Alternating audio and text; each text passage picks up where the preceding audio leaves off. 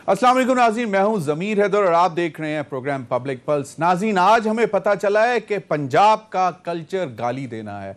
हालांकि हम तो बचपन से सुनते आ रहे थे कि भंगड़ा पंजाब का कल्चर है, दूध दही लस्सी, मकई दा साग,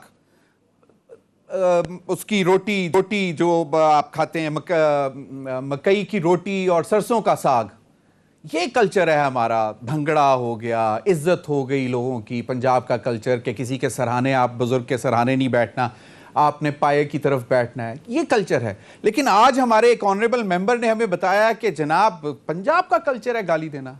चलें, अब ये चीज़ हम आने वाली नस्लों के लिए देखे जा रहे हैं। बीइंग ए पंजाबी मेरे लिए बहुत नवी गल सी कि ये साडा कल्चर नहीं है। माजरत नाल, पंजाबियां दा एक कल्चर नहीं है।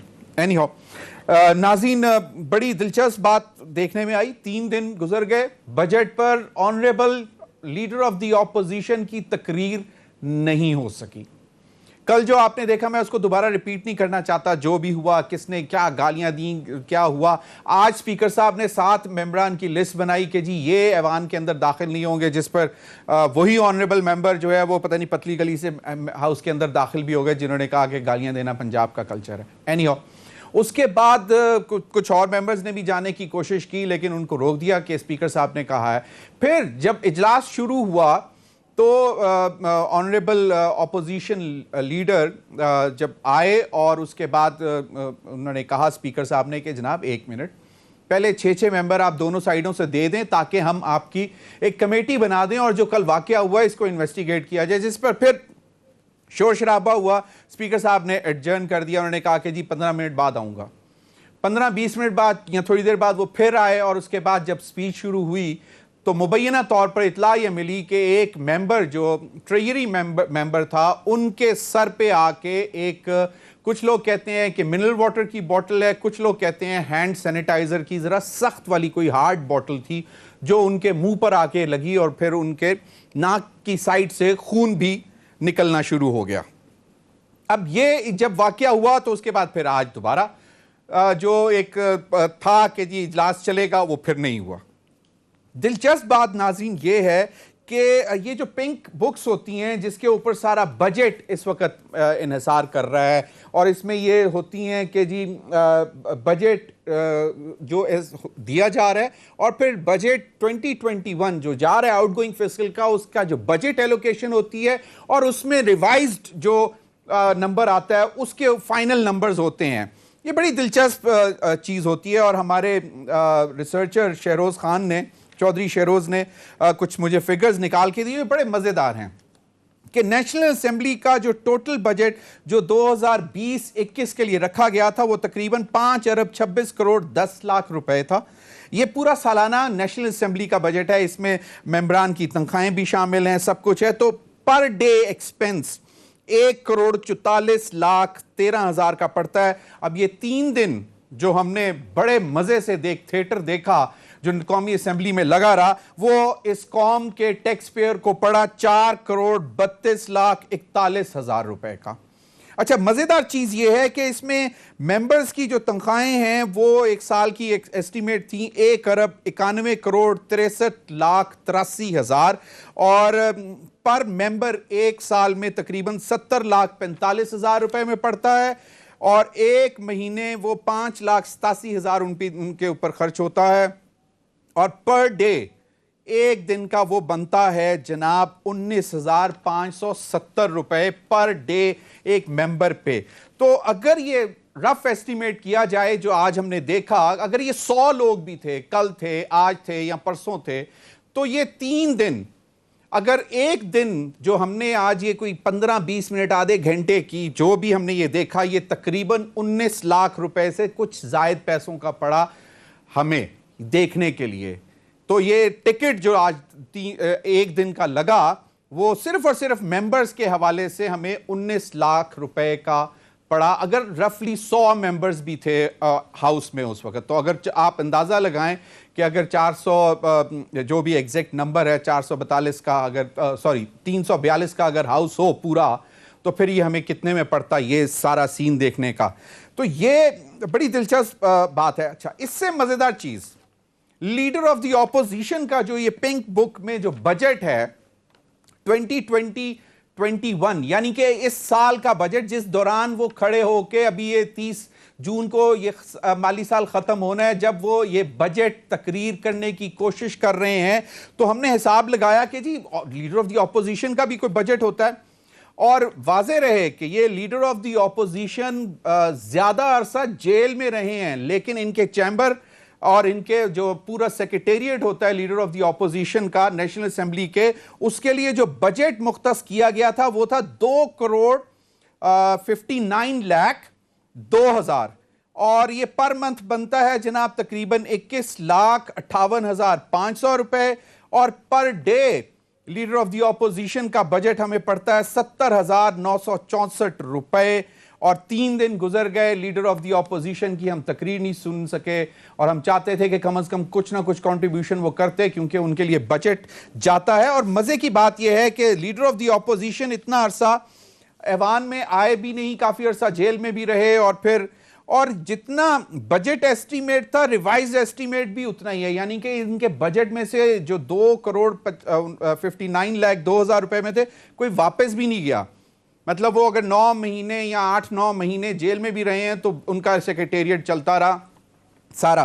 तो हमने ये देखा कि 21,000 जो 3 दिन जो 2,31,000 अभी तक खर्च हो चुके हुए हैं शहबाज शरीफ साहब के ऊपर, लेकिन हम उनकी तकरीर नहीं सुन सके।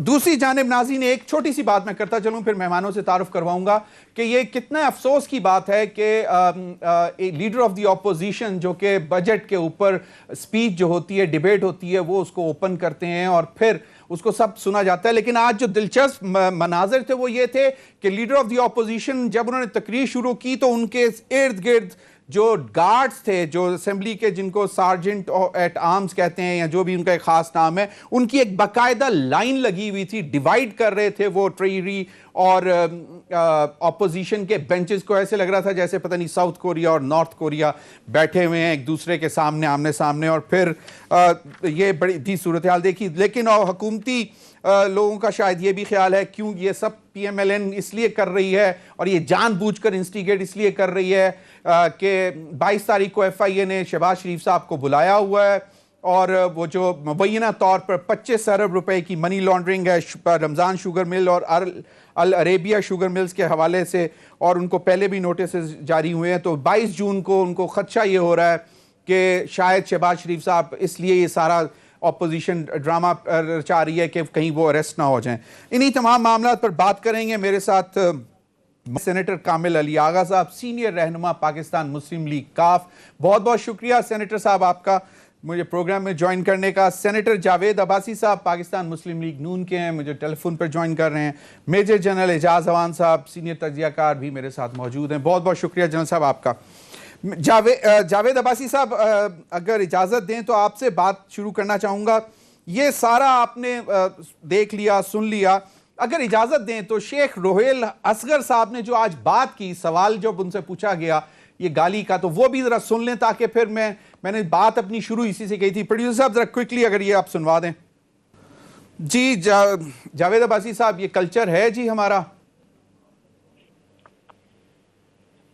बिस्मिल्लाहिर्रहमानिर्रहीम। बहुत शुक्रिया जनाब। एक तो मुझे बहुत ही दुख भी है। मैं समझता हूँ कि जो कुछ हुआ है पिछले 2-3 दिनों से पाकिस्तान की पार्लियामेंट में हुआ है, काश ऐसा ना होता। ये वो लोग हैं जो इलेक्टेड लोग हैं, जिन्हें कौम इलेक्ट करके भेजती है। लोगों की हमसे बड़ी तवक्को होती है। वो बहुत स्पेशली जब बजट का सेशन हो रहा होता है तो तवक्कात बहुत ज्यादा बढ़ जाती है कि पाकिस्तान के इलेक्टेड नुमाइंदे हमारे मुस्तकबिल का डिस्कस करेंगे, बजट के डेवलपमेंट स्कीम्स क्या होंगी, हमारे लिए बेहतरी क्या आएगी, कौन से इंसेंटिव हमें मिलेंगे, कौन सी नौकरियां हमें मिलेंगी, तो कौन सब चीजें जो है वो महंगाई कमी होगी, तो वो ज्यादा इंटरेस्ट से ये बात सुनते हैं। लेकिन ये बहुत ही अनफॉर्चुनेट वाकया हुआ है। यहाँ कामिल अली आगा साहब बैठे हैं आपके पास प्रोग्राम, मुझे बड़ी रिस्पेक्ट है उनकी। वो जानते हैं कि हमेशा हमारी असम्बलियों में बजट स्पीच पर अपोजिशन कभी कभी इतराज करती थी। अपोजिशन हजूर एक दायरे और इखलाक के अंदर रहकर प्रोटेस्ट भी करती थी। बार दफा कोशिश करती थी कि उनको डिस्टर्ब किया जाए, कि उनकी तवज्जो न रहे और बात ना कर सके फाइनेंस मिनिस्टर। लेकिन ये कभी हमने नहीं देखा कि हुकूमत अब उस लीडर ऑफ द अपोजिशन तकरीर कर रहा हो और उसे गाली दे रही हो, फिजिकल अटैक करवाने रही हो, ऐसी लैंग्वेज इस्तेमाल की जा रही हो जो सुनने में मैं समझता हूँ कि पाकिस्तान के हर घर में और दुनिया में जहाँ भी कोई पाकिस्तानी बैठा हो उसको दुख हुआ है कि हमारे लोग ऐसा काम कर सकते हैं। तो ये बहुत ही अनफॉर्चुनेट हुआ है, इस पे एक्शन होना चाहिए था। स्पीकर साहब की भी जिम्मेदारी बनती थी कि जो ही रेड लाइन क्रॉस करने लगे थे या वो हाउस से जन कर देते या वो इनको फौरन रोकते कि शुरू में ऐसा मामला ना होता, लेकिन ये मामला थमता तो जा ही नहीं रहा। जो बात आपने वो रोयल साहब की बताई है वो तो बागा साहब बता सकते हैं। पंजाब का कल्चर, मैं तो बुल्ले शाह का कल्चर पंजाब में समझता हूँ। मैं तो खैबर पख्तूनख्वा का रहने वाला, मैं नहीं समझता कि पंजाब का ये कल्चर है कि पंजाब के में गाली दी जाए। पंजाब के बड़ा रिच कल्चर है, बड़ा इज्जत वाला एरिया है पंजाब का, पंजाब के लोग बड़े कल्चर्ड हैं और मैंने तो कभी ऐसा कल्चर नहीं देखा पंजाब में। लेकिन सर किसी ने कहा है तो सेनेटर जावेद अब्बासी साहब, एक मीडिया पे इल्जाम ये लगाया जा रहा है खासतौर पे हुकूमती बेंचेस की तरफ से कि जी आपने एक साइड की तो बड़ी ऑर्गेनाइज तरीके से जो बनी हुई फुटेज थी अली नवाज अवान की वो आपने वायरल की, लेकिन जहां से ये मामला शुरू हुआ था जिसमें आज जिस पे वो कहने पर ये मजबूर भी हो गए कि ये पंजाब का कल्चर है, तो कहा यह जाता है कि पहली आवाज या पहला पत्थर जो है वो अपोजिशन की तरफ से चला था, जिसके बाद ये सारी सूरत हाल बनी। यकीनन वो अपनी सीटों पे खड़े होकर किताबें बजा रहे थे, यही पिंक बुक्स बजा रहे थे जो फिर ये चली भी तकरीबन 1-1 किलो की, 2-2 3-3 किलो की, बल्कि इससे भी शायद ज्यादा भारी किताब है और ये फिर चली भी। देखिए, स्पीकर नेशनल असेंबली होता है, उसको कस्टोडियन ऑफ द हाउस भी सीधे किए जाते हैं। हाउस के तमाम अख्तियारात भी उसके पास हैं, वो उसका मालिक भी वही है, हुक्मरान भी वही है, वो ही डिटरमिन करता है, उसी का आर्डर चलता है। ये डिटरमिन तो उन्हें बहरहाल स्पीकर नेशनल असेंबली को और उसके स्टाफ को करना चाहिए कि ये इब्तिदा किसने की है, ये पहली चीज फेंकी किसने है। बिल्कुल, जो जिसने भी ऐसा काम किया उसके खिलाफ ऐसी कार्रवाई होनी चाहिए कि जो उसे मेंबर ऑफ पार्लियामेंट रहने का कोई इख्तियार नहीं है जिसने ये कार्रवाई शुरू की, जो इसमें वैसे शामिल भी रहे उनको भी अपने लिए सोचना चाहिए कि क्या वो क्वालिफाई करते हैं कि आइंदा मेंबर ऑफ पार्लियामेंट वो करवाएं। लेकिन मैं आपकी तवज्जो ये दिलाऊंगा कि ये अभी ये इंसिडेंट तो जरूर हुआ है, लेकिन ये कुछ अरसे से चीजें बड़ी खराबी की हो रही हैं। प्राइम मिनिस्टर साहब जब अभी प्राइम मिनिस्टर नहीं बने थे तो वो पार्लियामान के बारे में, पार्लियामेंट के बारे में जो अल्फाज इस्तेमाल कर रहे थे वो बहुत खतरनाक कह रहे थे। बिल्कुल आपने सही फरमाया। बिल्कुल मैं चाहूंगा मैं एक और बात कह दूं तो फिर मैं इजाजत चाहूंगा आपसे।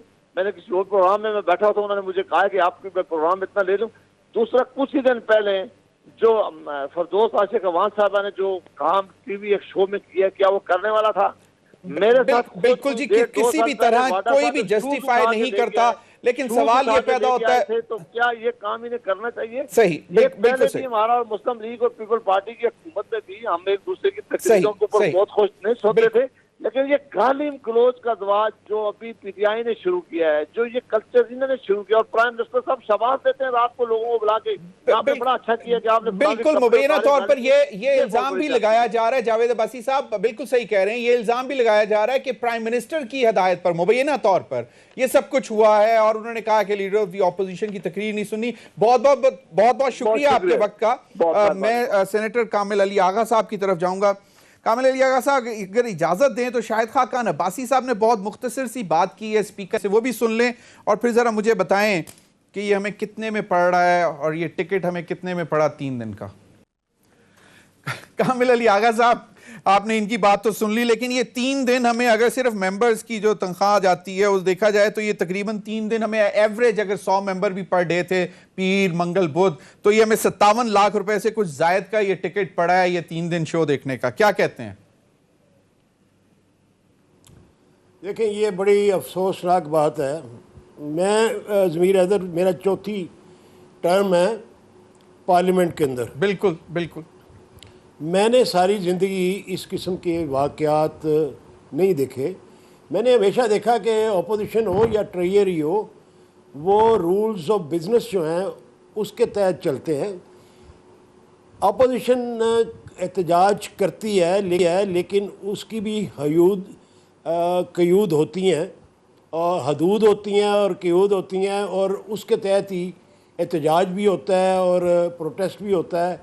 और वो हद से इतना ज़्यादा नहीं होता कि जितना अब हम देख रहे हैं कि कोई मुझे तो अभी बात हो रही थी कि जी स्पीकर साहब जो हैं उनको रिज़ाइन कर दे रहे। स्पीकर क्या करेगा जब दोनों तरफ इतनी बिफर जाएं कि उनकी कोई हद ही ना रहे और दस्तों गिरेबान हो जाएं और एक दूसरे को किताबें उठा उठा के मारें, एक दूसरे को सैनिटाइज़र की बोतलें मारें, गालियां निकालें।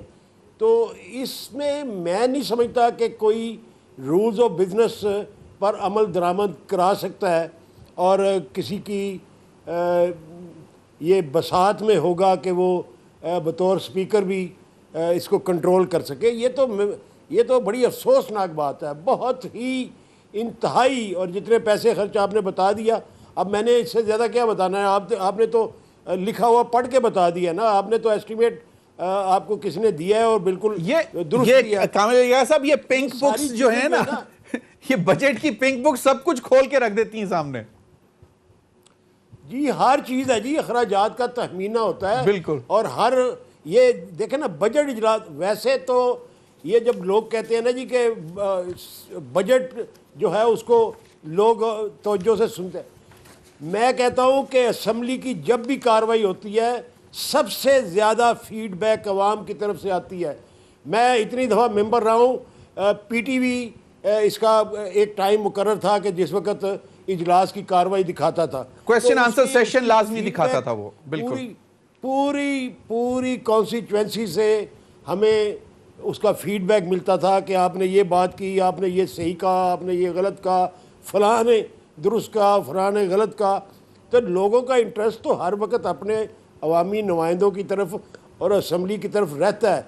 वो इसलिए रहता है कि उनकी पूरी ज़िंदगी का दारोमदार, उनकी सहूलतें, उनकी बात, उनकी तकलीफ़ मेंबरान नहीं बतानी होती हैं। सारे प्रॉब्लम्स, उनके डेवलपमेंट के काम, हर चीज़, हर शोबा ज़िंदगी के मुतल्लक डिस्कशन होती है पार्लियामेंट के अंदर। और बजट बिलखसूस लोगों का पूरा जो मुआश मुंसलिक होता है पूरे साल को, उन्हें क्या मिलना है, क्या उनको सहूलतें मिलेंगी, क्या तकलीफ़ उनको आएंगी, वो सारे इंटरेस्ट रखते हैं और उस इंटरेस्ट के साथ देख रहे होते हैं। और आज मुझे शर्म आ रही थी कि जिस पार्लियामेंट का मैं मेंबर हूँ, अल्हम्दुलिल्लाह कि सेनेट के अंदर अल्हम्दुलिल्लाह ऐसा आज तक नहीं है और अल्लाह करे कि ऐसा कभी भी सेनेट के अंदर ना हो।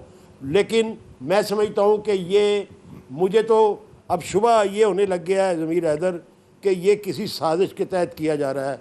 इतना ज़्यादा प्रागंदा माहौल बनाना जो है, और फिर सीनियर लोग शामिल हो दोनों तरफ से, यकीनन मैं बहुत एक तरफ नहीं कह रहा, दोनों तरफ कह रहा हूँ, बिल्कुल भी और उधर भी।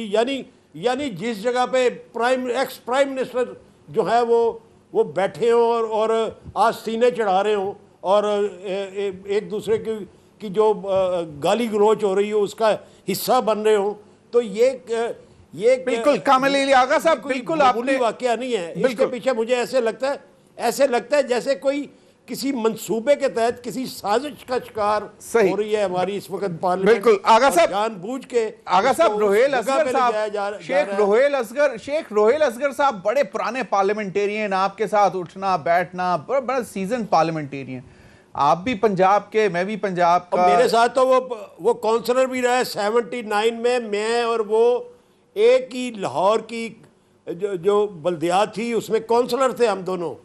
तो और हम गाली गलोच का पंजाब का, मेरे इनके वालिद साहब के साथ भी बड़े तल्लक थे। सही। वो बड़े सीजन पॉलिटिशियन थे, बड़े रिस्पेक्टफुल आदमी थे। मुझे समझ नहीं आ रही कि ये रोहेल असगर ने क्या किया कि पंजाब का कल्चर गाली गलोच है। अल्लाह माफ़ करे। हमारे तो जो हमारा कल्चर है उसके अंदर बाबा बुले शाह और शाह हुसैन और दाता गंज बख्श रहमतुल्लाह अलैह, ये हमारी जो बिल्कुल हम इनसे रहनुमाई लेते हैं। कल्चर, हंसना, मजाक करना, गोलियां पाना, गिद्दा, इतनी भंगड़ा, बिल्कुल। मैं जरा जनरल एजाज अवान साहब की तरफ जाऊंगा। जनरल एजाज अवान साहब, एक तो बहुत शुक्रिया, आपने बहुत पेशेंस दिखाया। क्योंकि मैं ज़रा थोड़ा सा क्योंकि डिटेल में देना चाह रहा था कि एक्चुअली हमें ये सब कुछ कितने में पड़ रहा है, तो वो मैंने आपको बता दिया। आपने सुन ली शाहिद खाकान अब्बासी साहब की भी बात, तो क्या कहते हैं हम, ये जानबूझकर, जिस तरह कामिल अली आगा साहब ने थोड़ा सा इशारे किनारे में कहा कि ये कुछ जानबूझकर करवाने की कोशिश की जा रही है, आपको भी लगता है ऐसा?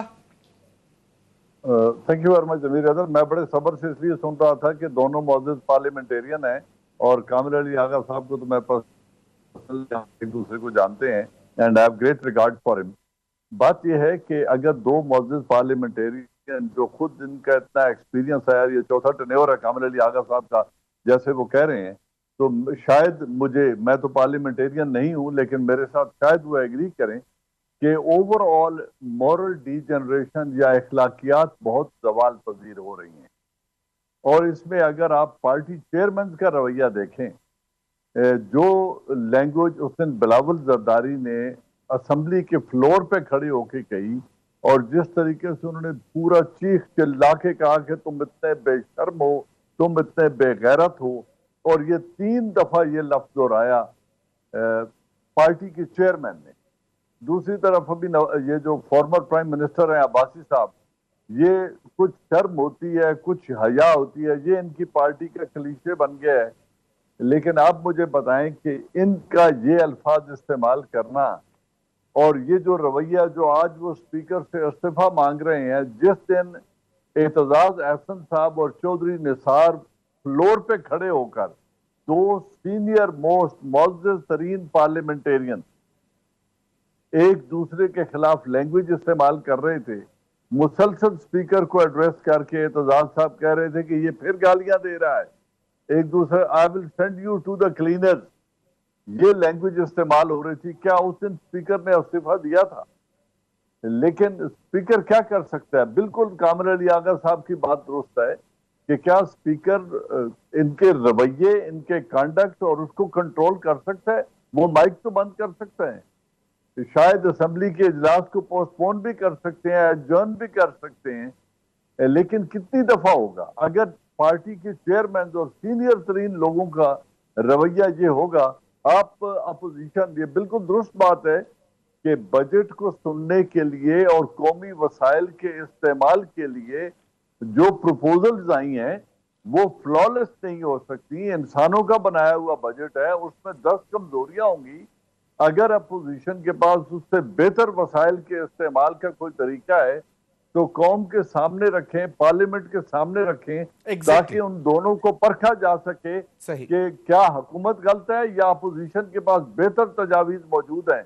लेकिन जितनी स्पीच इस वक्त तक ऑन एयर हो चुकी है पहले दिन के इजलास में और इसमें बिल्कुल लीडर ऑफ अपोजिशन की, उसमें आपको एक भी प्रपोजल, लेकिन एजाज अहमद साहब, लेकिन दिलचस्प बात यही है कि ये अगर मैंने वो जो नंबर दिया है कि अगर एवरेज 100 मेंबर्स भी थे इन 3 दिन, तो ये हमने 57 लाख रुपए के टिकट में ये 3 दिन का हमने शो देखा। इस पर नाज़रीन मजीद भी बात करेंगे, अभी वक्त हुआ एक ब्रेक का, मेरे साथ रहिए।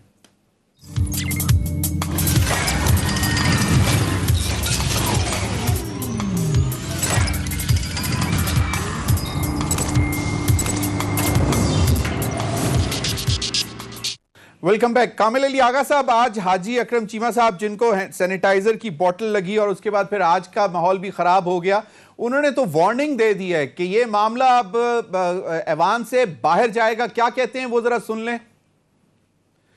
जी कामिल अली आगा साहब, उन्होंने एंड पे कहा था आ रहा है चीमा, ये तो अब बाहर भी जाएगी बात। देखिए ये ज़मीर हैदर, ये सारे रवैये दुरुस्त नहीं हैं। यानी अगर वज़रा ये कहें कि जी हम उस रवैये को नहीं मानते कि एक थप्पड़ कोई मारे तो हम अपना दूसरा गाल जो है सामने कर दें, हम तो एक थप्पड़ के जवाब में 2 थप्पड़ मारेंगे, तो ये मैं नहीं समझता कि ये रवैये, और फिर ये इब्तदा से ही कुछ अच्छा नहीं चल रहा ना। देखें ऑपोजिशन ने भी क्या किया, यानी लीडर ऑफ द हाउस को सुनना ही नहीं, वो एक ऐसी जिद बनाई है कि आज तक ऑपोजिशन की मौजूदगी में लीडर ऑफ द हाउस जो है वो स्पीच नहीं कर सका, और उसके बाद फिर उसका अंजाम जो है वो यहाँ तक पहुँचा है कि अब ट्रेजरी वाले जो हैं वो कहते हैं कि जी हम ऑपोजिशन की तकरीर नहीं सुनेंगे। यानी इन चीज़ों में पड़ा क्या है, मकसद फौत हो गया वो तकरीम ख़त्म हो गई जो एक पार्लियामेंट की होनी चाहिए। यानी माफी और ज़मीर बयान करना होता है लीडर ऑफ द हाउस ने, ट्रेजरी बेंचेस का और हुकूमत का, और उसके बाद जो अपोजिशन लीडर है उसने माफी और ज़मीर पेश करना होता है अपोजिशन का। और फिर बजट के मौके पे अगर कायदे अवान ने अपना डेलीगेशनी पावर्स की वजह से वज़ीर ख़जाना ने बजट स्पीच कर दी है तो उसकी ऑपोजिशन करनी होती है ऑपोजिशन लीडर ने, और ऑपोजिशन लीडर वो चीज़ें बयान करेगा जो चीज़ें हुकूमत की तरफ से पूरे साल में कमी का बायस बनेगी, ज़्यादती का बायस बनेगी, या मैं समझता हूँ कि उसकी स्पीच जो है वो तसीह हो सकती है। अगर ट्रू स्पिरिट में देखा जाए तो वो बजट के अंदर गलतियों की तसीह बन सकती है, बुनियाद बन सकती है। और उसके बाद जिम्मेदारी अगर कायदे अवान ने जो तकरीर करनी होती है उसने फिर उसको रिस्पॉन्ड करना होता है कि अब हुकूमत ये सारी चीज़ें सुनने के बाद क्या करेगी और किस तरीके से तरतीब देगी और क्या क्या अमेंडमेंट्स लाएगी और क्या क्या उसके फ़ायदे होंगे, और अगर नहीं माना जा रहा अपोजिशन की किसी अमेंडमेंट को तो वो क्यों नहीं माना जा रहा और उसकी क्या वजूहात हैं और कौम का मुफाद किस चीज़ में है और क्या क्या चीज़ें ऐसी होंगी जो आइंदा पूरे साल के अंदर मुल्क के अवाम जो है वो या भुगतेंगे या फायदा उठाएंगे। सही कामिल आगा साहब, एक चीज तो ये कि ज्यादा रिस्पॉन्सिबिलिटी ट्रेजरी बेंचेस की होती है, और दूसरा ये जो एक हमने देखा खुद के prime ministers leader of the opposition के तकरीर के नोट्स खुद ले रहे होते हैं। मैंने शौकत अजीज साहब को भी देखा, यूसुफ रजा गिलानी को भी देखा, बाकी तो मैंने ऐसा किसी प्राइम मिनिस्टर को इतना गौर से नहीं देखा, लेकिन ये बाकायदा पॉइंट्स ले रहे होते हैं या इनके लोग पॉइंट्स लेके इनको बता रहे होते हैं कि जी ये लीडर ऑफ द जब आप सुनेंगे ही नहीं तो आप उनको रिस्पॉन्ड कैसे करेंगे? एक चीज ये, दूसरी चीज ये कि कहा यह जा रहा है कि मियां शहबाज शरीफ साहब को शायद जो मुबैना तौर पर उनके ऊपर इल्जामात हैं मनी लॉन्ड्रिंग के 25 अरब के, उसकी 22 तारीख को अब उनको बुलाया है, पहले भी 2-3 नोटिस गए हैं, सवालात भेजे हैं, और अब वो ये सारा एक ड्रामा इसलिए बना रहे हैं कि प्रेशर बिल्ड कर सकें हुकूमत पर कि उनको अरेस्ट ना किया जाए। देखें, मैं तो इब्तदा में ज़मीर आदर ये बात कर चुका हूँ कि ये सोचा समझा एक मंसूबा लगता है, एक साजिश लगती है, और वो कुछ भी हो सकती है। वो ये जो आप बात कर रहे हैं शहबाज शरीफ साहब की, ये तो एक रवायत बन गई है कि ज़ाती मुफाद के लिए पूरी कौम को कुर्बान कर दो, कौमी मुफादात को कुर्बान कर दो, ज़ाती मुफाद के लिए मुल्क के गरीब अवाम के मुफादात को जो है वो कुर्बान कर दो। ये रवायत अब हमारी सियासत की बन चुकी हुई है। लेकिन मैं इस बात को तस्लीम करता हूँ, मैं अपोजिशन लीडर भी रहा हूँ, सेनेट के अंदर अपोजिशन लीडर भी रहा हूँ, मैं पार्लिमानी अमूर का मिनिस्टर भी रहा हूँ जी, और मुझे पता है कि हुकूमत के अंदर सॉफ्ट जो रवैया होता है इसलिए होता है कि अगर हुकूमत इसको सॉफ्ट तरीके से आगे ना बढ़ाए और चीज़ों को बर्दाश्त ना करे तो हुकूमती बिल भी जो है वो पेंडिंग चले जाते हैं और मसाइल बन सकते हैं, जो है वो यकीनन मतलब जिम्मेदारी तहीर का शिकार हो जाती हैं, और जो कौमी जिम्मेदारियां हैं उनके अंदर जो पार्लियामेंट का रोल है वो मजरू होता चला जाता है। मैं ज़ाती तौर पे इस बात पे का कायल हूँ कि हुकूमत जो है स्मूथ रनिंग फ़ायदे में होती है हुकूमत के सबसे ज़्यादा, और उसके बाद ऑपोजिशन की भी जिम्मेदारी होती है कि एहतजाज जरूर करें लेकिन प्रोसेस को क़वायद ज़वाबित के मुताबिक चलने देना चाहिए। बिल्कुल बिल्कुल। जनरल एजाज अवान साहब, आपने बिलावल साहब का जिक्र किया, उन्होंने गुफ्तगू की है, वो भी जरा सुन लें, फिर मुझे उस पर आपका कमेंट चाहिए। एक रियलिटी जो इस वक्त है, पहले तो जो रवैये हैं जिनकी हम बात बहुत कर चुके हैं, और इससे पहले अगर आप माजी में थोड़ा और डीप जाएं, जब गो बाबा गो के नारे लगे थे तो मोहतरमा बेनजीर भुट्टो खुद लीड कर रही थी उस असॉल्ट को जो उस वक्त गुलाम इसहाक खान पे किया गया था। और इसी तरह सदर लगारी के खिलाफ गो लगारी गो के नारे जब लग रहे थे तो वो भी पूरा पार्लियामान एक कोरस के तौर पे अपोजिशन खड़े होके गा रही थी। हमारा शायद मजाज ही नहीं है कि इख्तियारात छोड़ के अपोजिशन बेंचेस पे बैठना। शायद हमारी सियासी रिवायत में सबसे मुश्किल तरीन काम अपोजिशन में बैठना है। और अब जब अपोजिशन पर दोनों बड़ी फैमिलीज पर करप्शन के चार्जेस हैं और वो अंडर ट्रायल है, पूरी फैमिलीज अंडर इन्वेस्टिगेशन है, तो बिल्कुल इसमें कोई दो राय नहीं है कि इस सारे प्रोसेस को स्कटल करने के लिए, सबोटाज करने के लिए वो पार्टी जो बिल्कुल हुकूमत में नहीं है वो तो चाहती है कि कुछ ऐसा हो जाए कि असेंबलियां डिसॉल्व करनी पड़े और नए इंतखाबात की तरफ जाएं। लेकिन बड़ी जमात जो आज एक लॉलीपॉप फिर शहबाज शरीफ साहब को दे रहे हैं, बिलावल जरदारी, वो चूंकि एक सूबे में 13 साल से बरसर इख्तिदार हैं और मजीद 2 साल उनके इख्तिदार के रहते हैं, तो वो कभी भी नहीं चाहेंगे कि वो प्रोविंशियल गवर्नमेंट जिस पर 15 साल इख्तिदार है इन कंसेक्टिवली एक गो में, कि वो उससे महरूम हो जाए और नए इंतखाबात की तरफ जाएं। सही। तो ये टाइम पास करने के लिए, वक्ती तौर पे प्रेशर बिल्ड करने के लिए और तमाम तर केसेस से दबाव डाल के या डिले कराने के लिए या कोई रिलीफ लेने की सारी हिकमत अमली है। कुछ दिन मिल बैठे तो I will not be surprise, लेकिन हतमी तौर पर ये इकट्ठे मिलकर चल नहीं सकते क्योंकि बहुत बड़ा फर्क है। बिल्कुल, मुझे कहा जा रहा वक्त हुआ एक ब्रेक का। नाज़रीन मेरे साथ रहिए।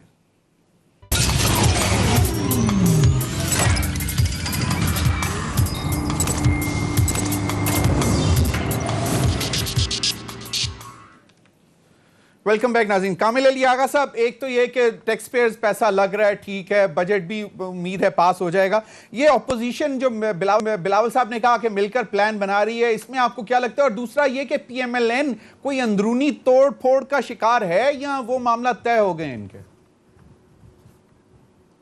देखें, ये अंदरूनी तोड़ फोड़ की तो दोनों जमातें अंदरूनी तौर पे